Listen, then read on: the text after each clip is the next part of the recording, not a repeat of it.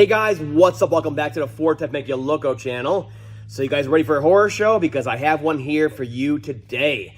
This right here, every second I look at this vehicle, it gets worse and worse. And this is what gives us mechanics a bad name in the industry here today. So this is a 2016 Ford F-150 3.5 liter EcoBoost engine. So it's the last year of the first gen EcoBoost. And the customer brought it to me because he had some misfire issues and he has a huge oil leak. So the misfires were a simple issue with carbon tracking on the spark plugs, no big deal, easy fix. Coil boots and plugs, where out the door he goes.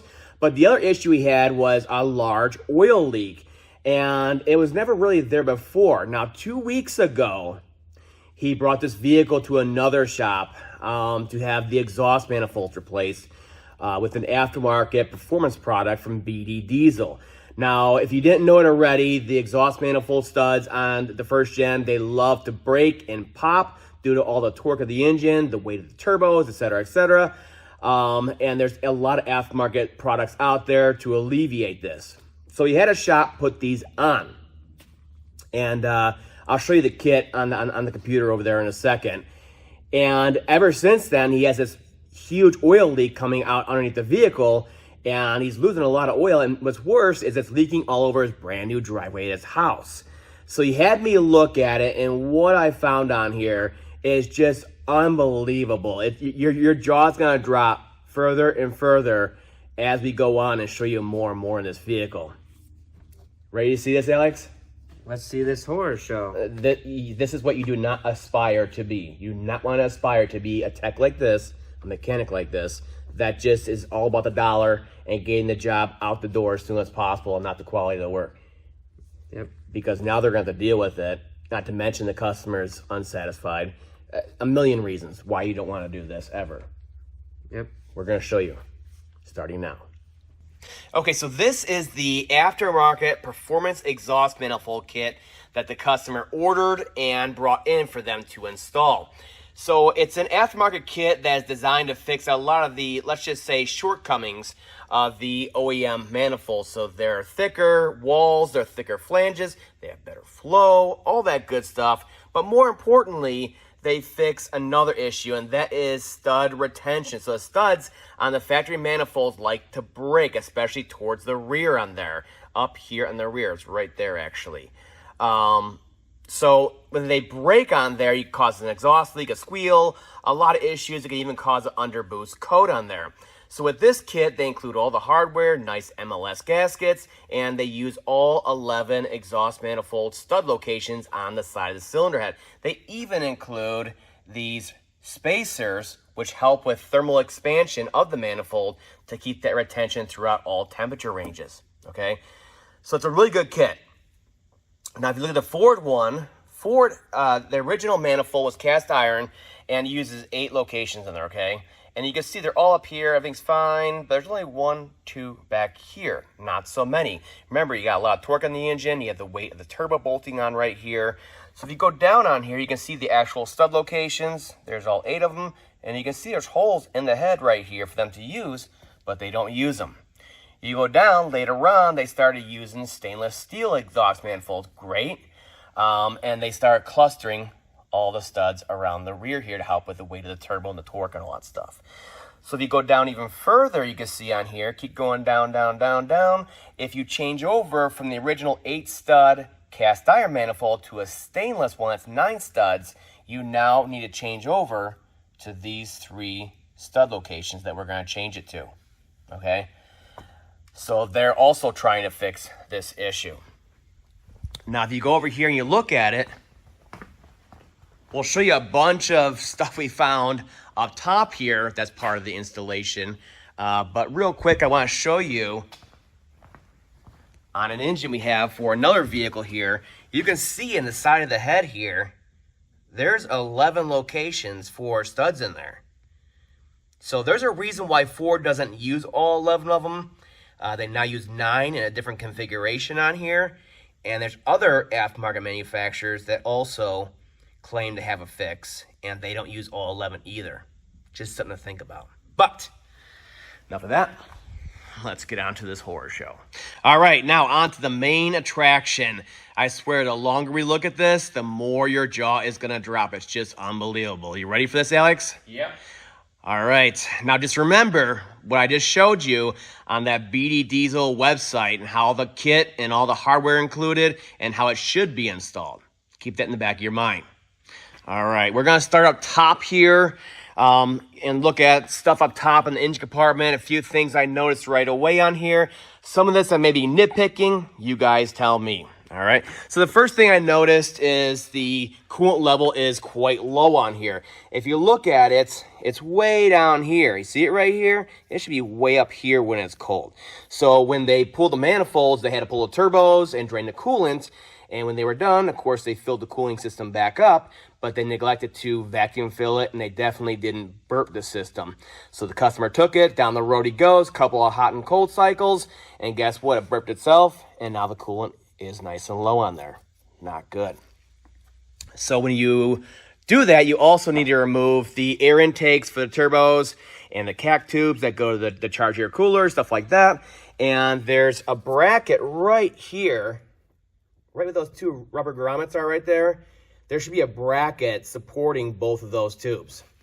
And it's totally gone. It bolts up right here, and it's just totally gone. So now this whole piece right here is about wedged against the degas bottle right here, and it's pushing on this hose. No big deal, but it's another one of those things. That's why it's supposed to be supported like that and away from it. The other thing I noticed was the cap was not tightened all the way.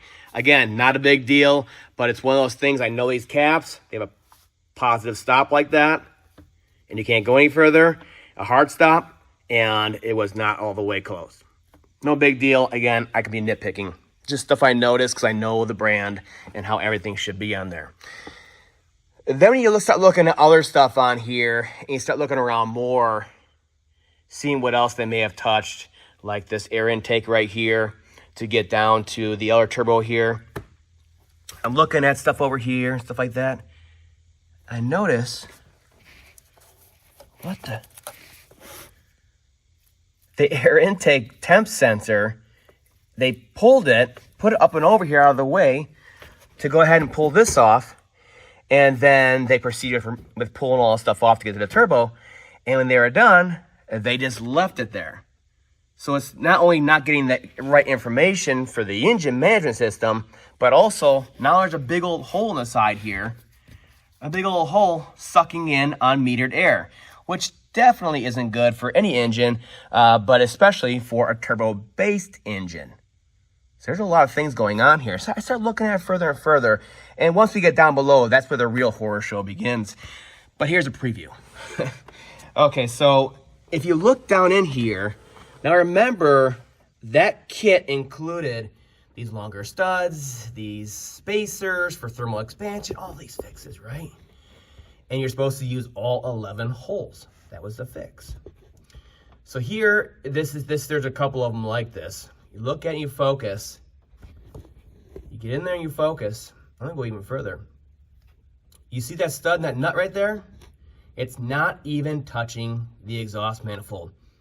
No clamp load at all. Because the stud has, the threads don't go all the way through because it's designed to have that spacer used on there and put further out. You see how far out it's sticking right there? So it would have a spacer, then a nut. They never use a spacer on certain ones for whatever reason, and now it hit the stop on there, and it's literally not even touching the manifold. There's multiples like this. So these manifolds probably warped by now too. They're done for. You can't even put them back on unless they resurface them, I guess. That's just the beginning of it all. So let's go ahead and we'll raise it up. And I'll show you what's really going on down below. That is the real scary stuff. One of the other things I noticed when I was crawling around underneath there is they had to pull this lip molding on here, at least part of it back here, to get to the bolts that are right here for the wheel well liner. You pull the liner out, you get to the turbo, et cetera, okay? Well, they yanked it off to get to those bolts down in there, and they never reattached it. So you look at it and you just kind of like grab onto it. Let's see if I can grab onto it. There we go. You gotta pull it this way. Look at that. You can see I didn't yank on it, right? I didn't do anything. I popped this one right here now. There's another retainer and alignment right there. But this right here is the other actual retainer that hooks into here and then pushes on. It's a push fastener. And then down below, it's probably another push fastener. So they pop this off of here so they can get access to the rest of these screws right here. And then they just kind of pushed it back on, and down the road he goes. Look at that. Look at that. It's just falling apart. And if you think it's just one side, maybe it hit some debris. No, it wasn't them. This side's doing the same exact thing. See it? Yeah. And it's only gonna get worse from here. Okay, so back up top side there, I was probably nitpicking stuff quite a bit, but I'm very particular about my repairs. I'm almost OCD about it, so I try to use the best parts possible and torque everything to spec so I can do it once and be done with it. It's better for me and the customer. So up top side, I was probably nitpicking, but down below here, there is just no excuse for this stuff. Look at this right here. So we'll start off from the driver's side here. It's the lesser of the two evils, believe it or not.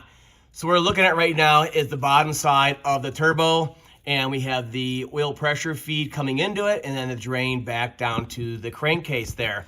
So you can see there's oil dripping all around this area, and generally these do not leak oil from this gasket right here. So I imagine they didn't torque down these two bolts in sequence to spec. It's a very specific sequence, and they probably didn't change that gasket right here.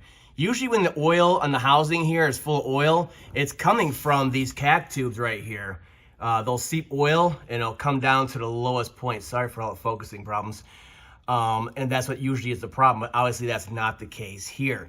What's worse though, the real problem I have here is this right here. So you remember that kit I showed you that he handed that to them to install, and it used all 11 locations on it? Do you see a problem here? So we have at least 2 locations not being used. It looks like that one is being used with a spacer. And let's see, that one's not being used. That one is being used without a spacer. And what's worse, which he knows about, they told him about this. You see this bolt right there? I'll try to zoom in for you guys. That one right there. That's the rear stud of the manifold it likes to break from the factory because it is stressed back here with being minimal studs back here from the factory design. So that one's broken, and they just left it like that. And they told him about it, but after the fact. Now that stud, once that manifold is removed, the stock factory manifold's removed, that stud sticks out, I'd say about 1 inch. So just about every one of them I've taken out and changed manifolds on, you can just put a stud extractor on there, turn it right out, no problem. They don't break off anymore. You don't need a welder. You don't need a screw extractor on there, nothing. So I don't know why they didn't pull that one out. So it's all hodgepodge, as you can see over here, as far as the torquing sequence. I mean, what kind of torquing sequence do they even follow on here? They didn't use all the hardware. They used some of it here, some of it there, not there. Anything they wanted, really. And you can see how it has some carbon on there, and it's already leaking. About 2 weeks ago, they put it in. Now, this side, it's a little harder to get in here. This side is the absolute nightmare right here. So they basically ruined his turbo at this point. Let me try to turn this. That's better. So you can see his turbo right here. And what they did is they put some super goop on there, maybe some high temp, I don't know. I don't know of any kind of super goops that can handle the temps of that turbine housing on there. It's quite hot on there. What's worse is you can see that bolt right there, that one right there that screws into it. That one is not the factory bolt. So they must have stripped out that hole in the turbo there and had to use a different kind of bolt in there, or they lost it. Either way, it doesn't have the amount of clamping force that's required, and it's leaking, so they super gooped it to try to alleviate it so it would get the customer out of the shop and down the road. That top one there, that has the factory one in it, the bolt, and it's in there and it's probably fine, but that one right there. Now I know from experience, I can tell you, these two bolts with that pressurized tube coming down, being stiff and all that stuff, it's hard to line them up in there. You must thread them in by hand so you have a good feel, because the threads are very small. It's like an M4 thread. And if you don't, you're gonna cross thread it, you're gonna strip it, and you're gonna have this problem. So now I need a new turbo. Now it's a little tighter on this side, but take my word for it. They did the same thing with the studs for the manifold, where they didn't use the spacers, they didn't use all the holes, and they did just anything they want. So overall, if you guys can't tell already, it's a really, really bad install. And I hope the customer some way, somehow is taken care of by the shop, because this is an absolute nightmare for a customer. You can see this one right here. That one, it's having a hard time. That one, they did put a stud in there, but it's no spacer. So they just kind of did anything they want. Remember, those nuts on those studs with no spacer are not clamping down either, because they end up stopping on there because the threads don't go all the way through. So this one, I'm sure, is the same way. I know it's really hard to see, but you guys saw it up front there. And this is going to be the same exact way. So yeah, look at these two sides. It's just a real botched install, and I don't know why this ever happened. You know, if they weren't comfortable with it or they didn't want to do it, they should have just said so. If the tech was having problems, he should have asked someone else in the shop to help me get out of this. If they ruined a turbo like you see over here, they should have just been honest. You know, turbos are not that expensive. I think $670 my cost, I believe. I'm used to the turbos on the 6.7 diesel and 6.4 and the 6.0 diesels that are super expensive in the thousands. So this is nothing. So you already had it off. Pony up and replace it. Maybe do a cost sharing thing on there with the customer. I don't know. It's best to be honest in a situation, because now it's gonna come back and be mud on their face, man. Especially after this video. There's way too many things I pointed out already here on this video. So that is all for now, guys. I think that's enough for us to all take in. But I wanted to make this video to show you guys some of the stuff that comes from other shops out there. It can be an absolute nightmare.